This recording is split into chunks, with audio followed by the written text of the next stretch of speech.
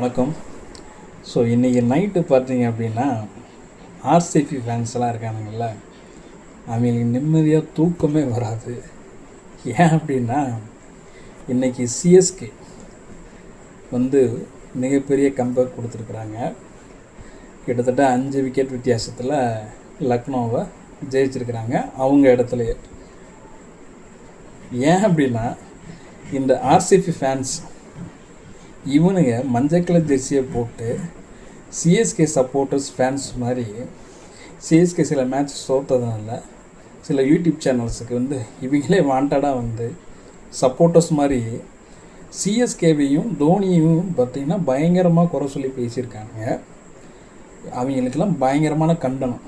ஒரு உண்மையான வெறி பிடிச்ச சிஎஸ்கே ஃபேன்ஸு என்றைக்குமே தோனியை மட்டும் கிடையாது, அந்த டீமில் சிஎஸ்கே டீமில் ஜெர்சியை போட்டு ஒரு நாள் விளையாண்ட முன்னாள் பிளேயராக இருக்கட்டும் இன்னாள் பிளேயராக இருக்கட்டும் யாரையுமே நாங்கள் விட்டு கொடுக்கவே மாட்டோம். அதுதான் உண்மையான சிஎஸ்கே ஃபேன்ஸ்.